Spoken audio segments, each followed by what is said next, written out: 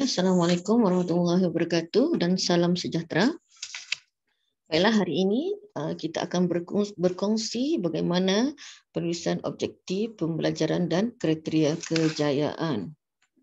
Okey, so sebelum itu objektif perkongsian hari ini, di akhir ini rakan guru dapat menerangkan penulisan objektif pembelajaran adalah berdasarkan standard pembelajaran dengan betul. Rakan guru dapat menyatakan 3 jenis modul penulisan OPKK dengan betul. Rakan guru dapat menerangkan apakah ABCD dengan betul. Dan kemudian rakan guru boleh menulis kriteria kejayaan berdasarkan objektif pembelajaran yang ingin dicapai dengan betul. Okey. Jadi sebenarnya OPKK ini terletak di mana rakan-rakan? Seperti yang ada di hadapan, OPKK terletak di dalam aspek guru sebagai perancang. Kalau kita tengok guru sebagai perancang di sini, standard kualitinya adalah merancang pelaksanaan PDPC. Maksudnya perancangan pelaksanaan PDPC itu termasuklah penulisan OPKK. Dan di sini bila kita tengok 4.11 menyediakan RPH menentukan kaedah pentaksiran dan menyediakan sumber pendidikan yang memberikan markah di sana 10%. Okey, 10%. Jadi pada hari ini kita akan membincangkan mengenai penulisan OPKK yang terletak di bahagian 4.1 guru sebagai perancang. Okey, kalau kita tengok di sini, guru sebagai perancang, apa tahap tindakannya? Menyediakan RPH yang mengandungi objektif, menentukan kaedah pentaksiran serta menyediakan ABM. Tapi hari ini yang kita ingin bincangkan adalah OPKK. Tapi sama-sama itu bolehlah kita mengulang kaji sedikit aspek guru sebagai perancang.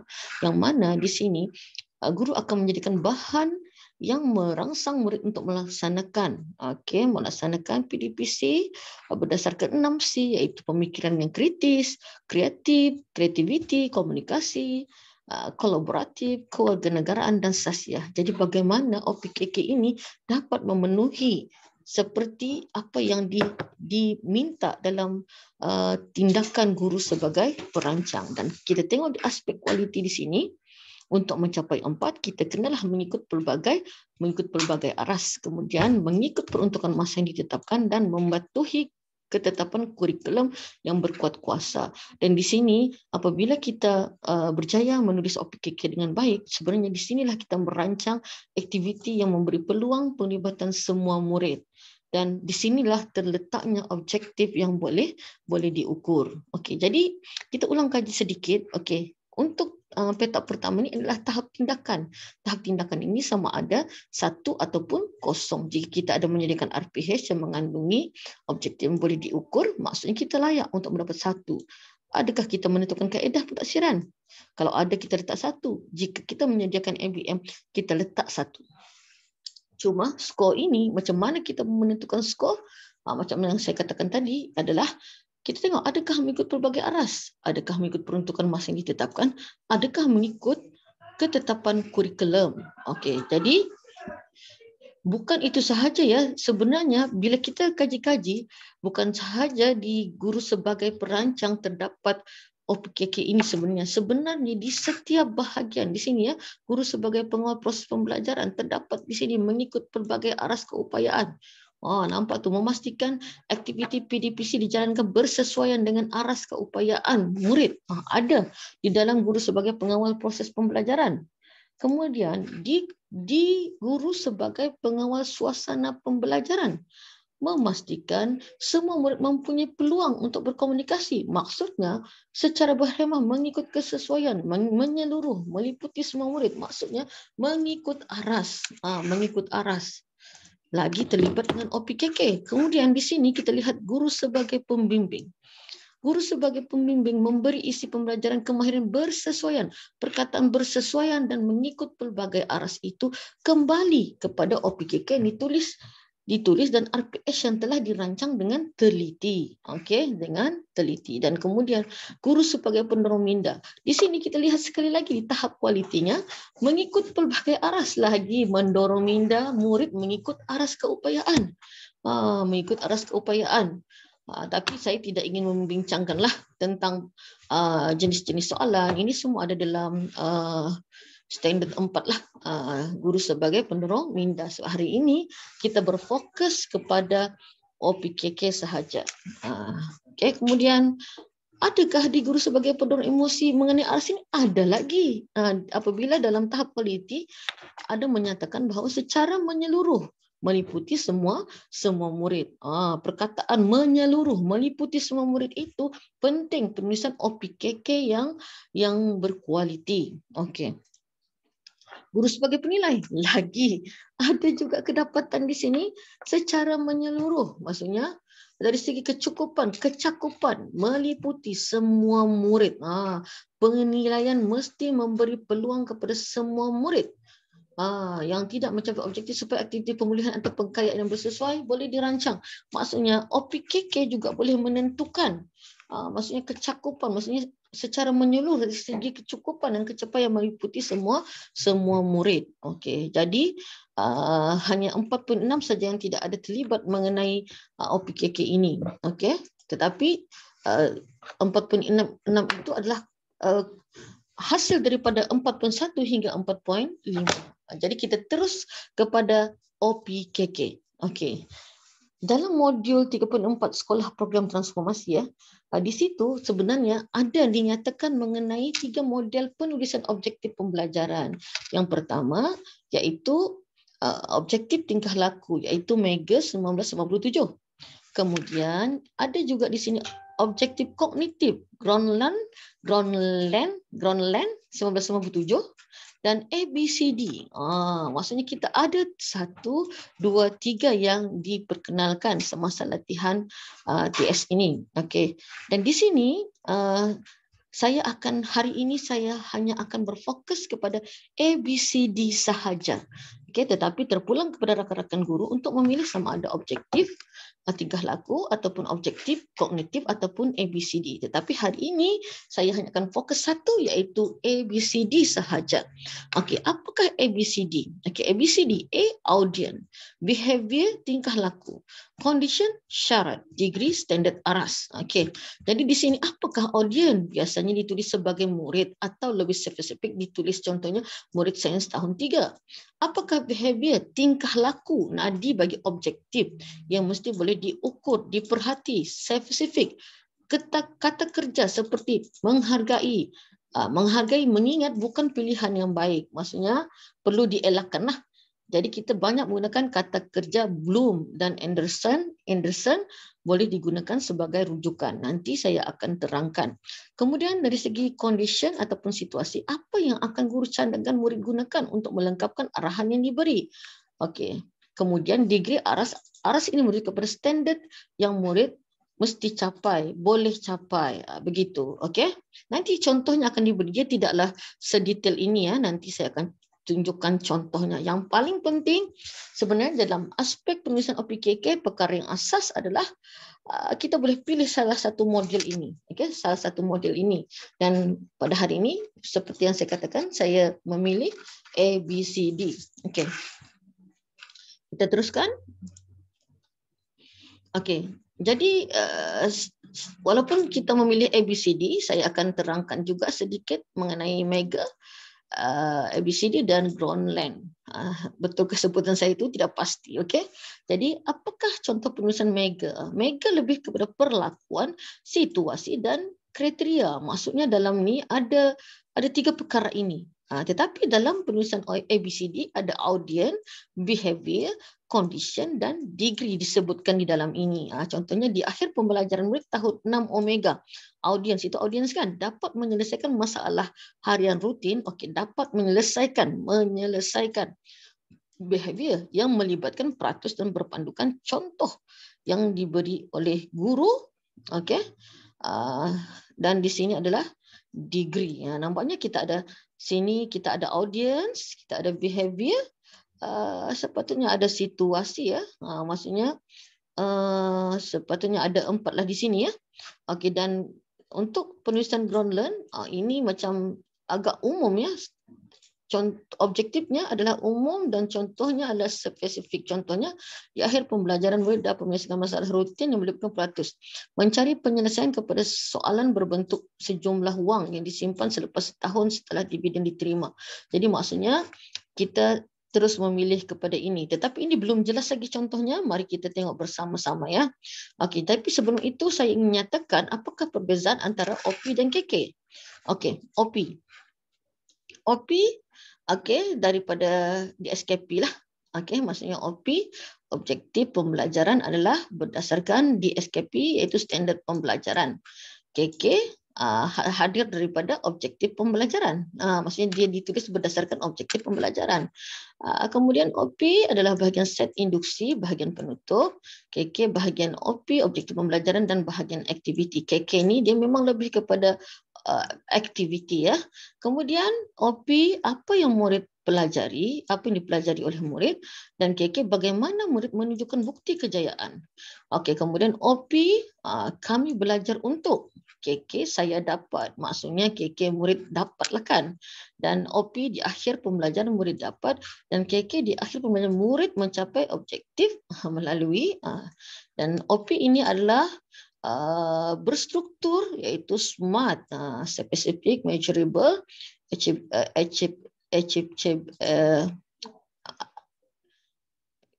R dan T lah. Minta maaf nanti saya akan berikan dia punya nama penuh ya. Okey. Seterusnya dari segi KK, SMART, fleksibel. Okey. Kemudian persamaan. Tadi kita melihat perbezaan. Sekarang persamaan. Persamaan objektif pembelajaran di kriteria kajian boleh dilihat oleh semua murid dalam kelas.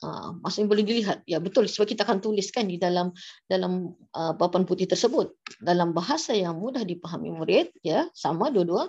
Dan diterangkan diterangkan kepada murid sebelum guru mengajar. Maksudnya benda ini kita terangkan di dalam kelas. Okey.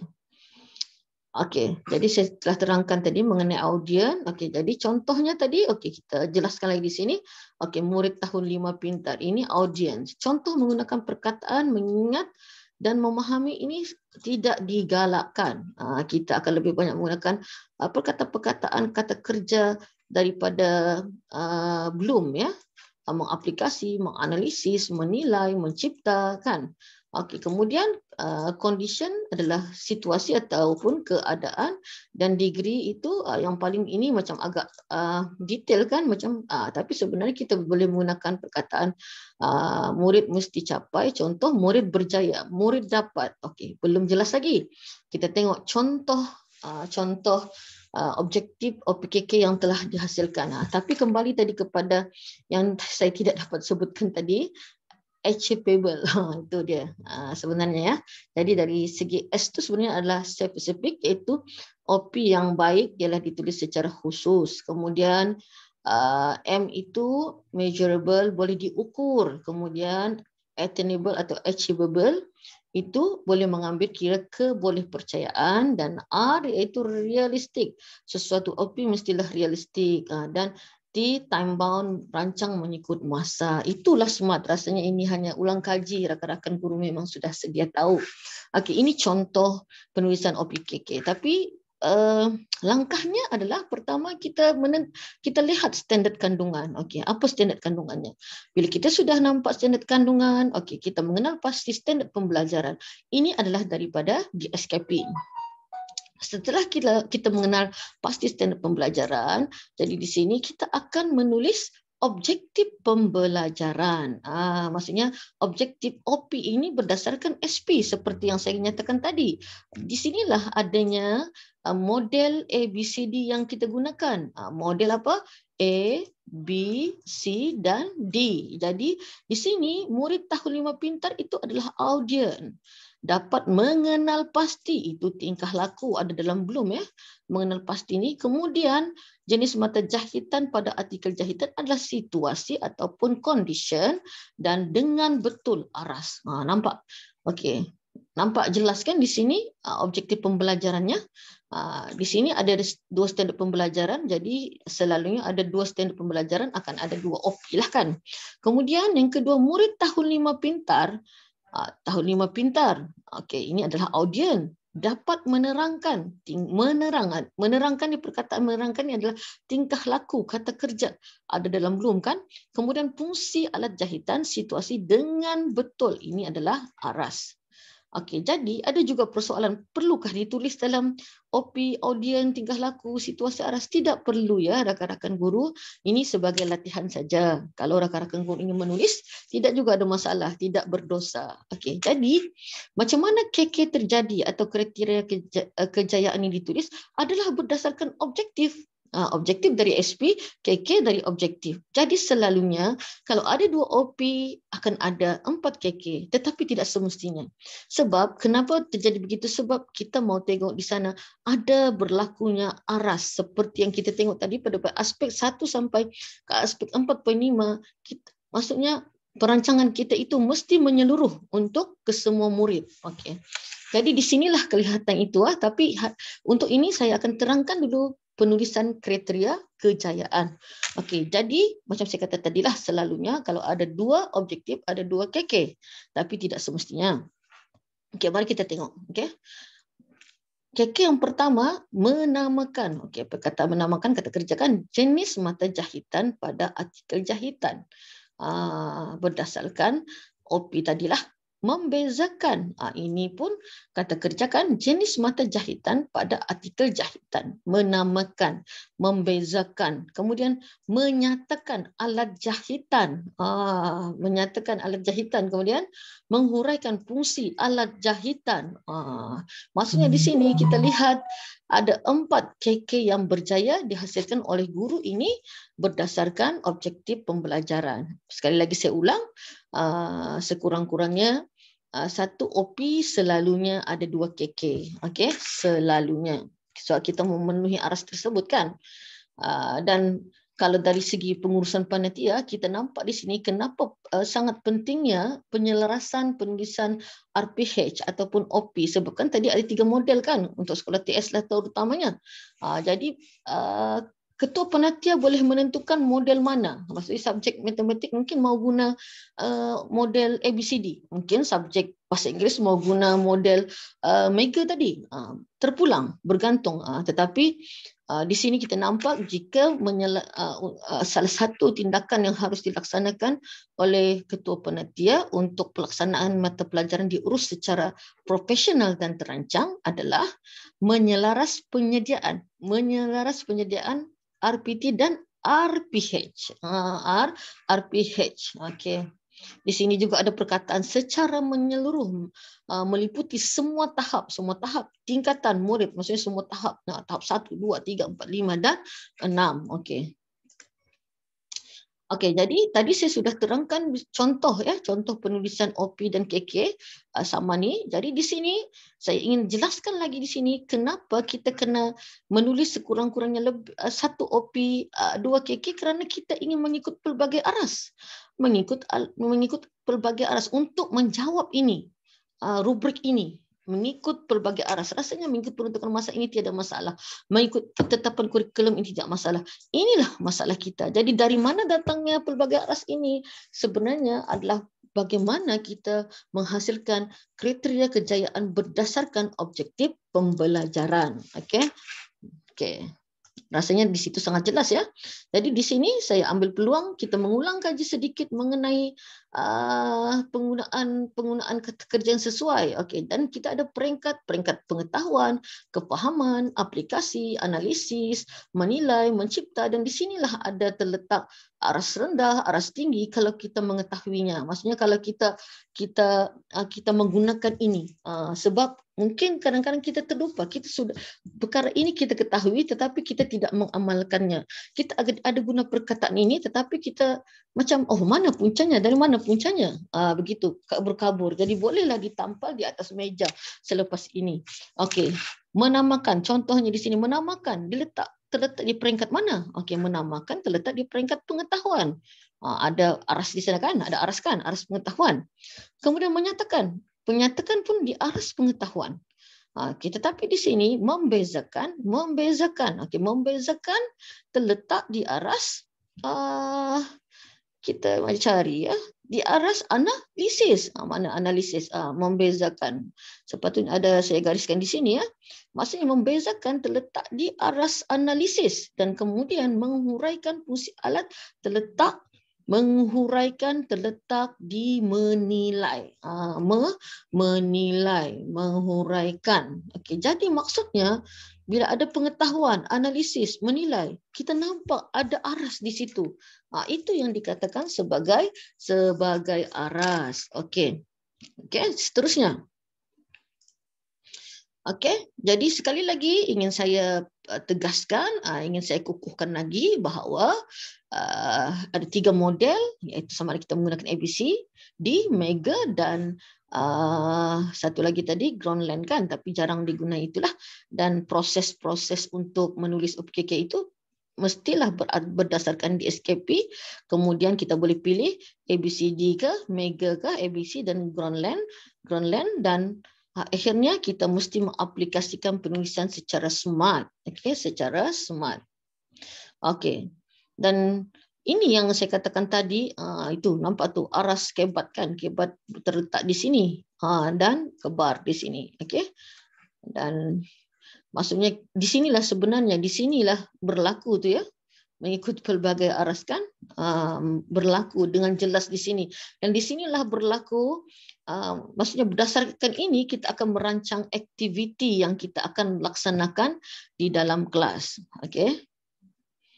Okey, ini telah saya terangkan tadi secara detail ya. Membezakan sekali lagi ya, mungkin boleh kita melihat di sana ya. Membezakan itu adalah analisis, menjelaskan itu adalah aplikasi ya, menjelaskan adalah aplikasi. Kemudian menghuraikan terletak di menilai. Oh, ini contoh objektif yang lain ya. Objektif account. Mentakrifkan terletak di pengetahuan. Okey, pengetahuan.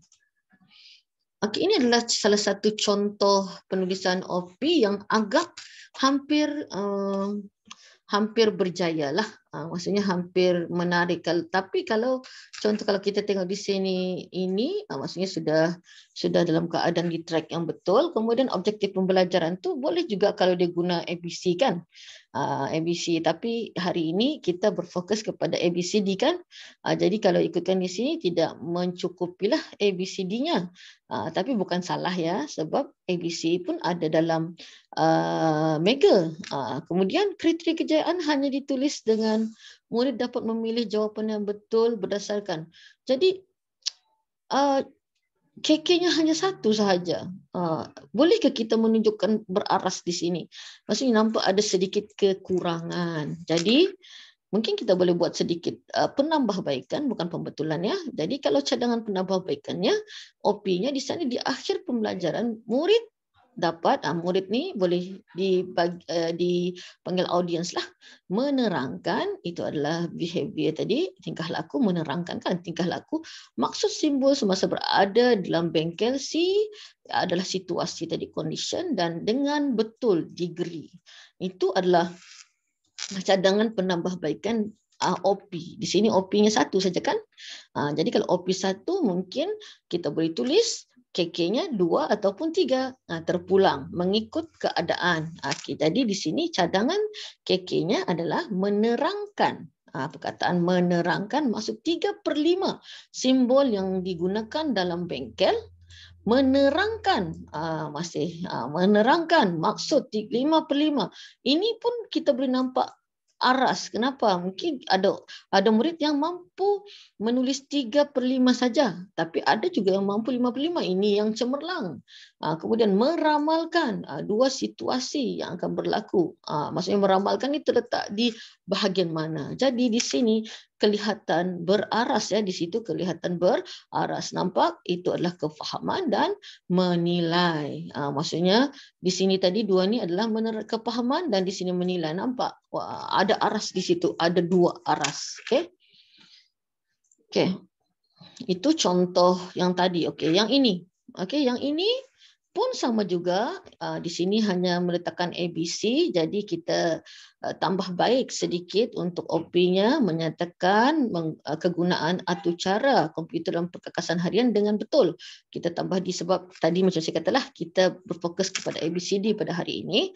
Cadangan kriteria kejayaannya adalah memadankan kegunaan atau cara, komputer dalam perkakasan harian, pengetahuan, memberi contoh. Maksudnya 3 kebaikan atau cara komputer dalam kehidupan harian.